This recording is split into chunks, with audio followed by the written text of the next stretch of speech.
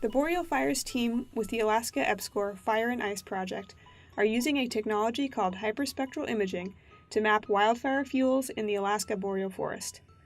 Images captured by a hyperspectral camera give researchers a unique ability to map the distribution, variability, and quantity of wildfire fuel types, which will be used to enable better wildfire management and prevention across Alaska. To explain how researchers use hyperspectral cameras, let's first talk about sunlight and electromagnetic energy.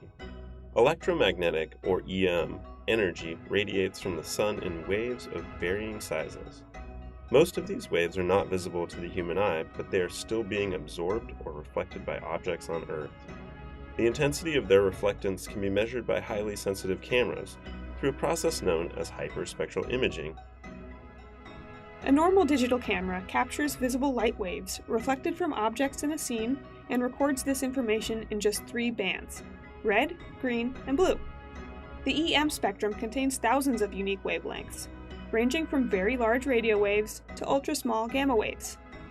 EM waves can be grouped into bands, like the red, green, and blue bands from our normal image, but rather than just red, green, and blue bands, a hyperspectral camera records hundreds of bands, representing a larger portion of the EM spectrum.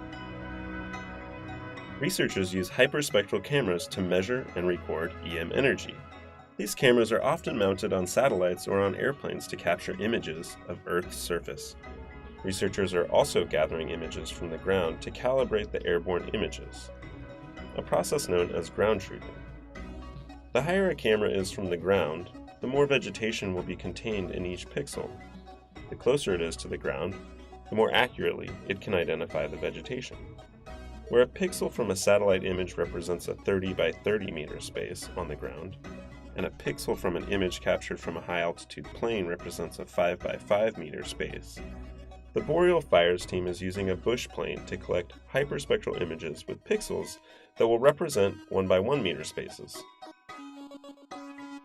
While an aerial image from a normal camera can tell us that a group of green pixels is a stand of trees, a hyperspectral image could help us determine what type of trees they are by identifying the tree's spectral signatures.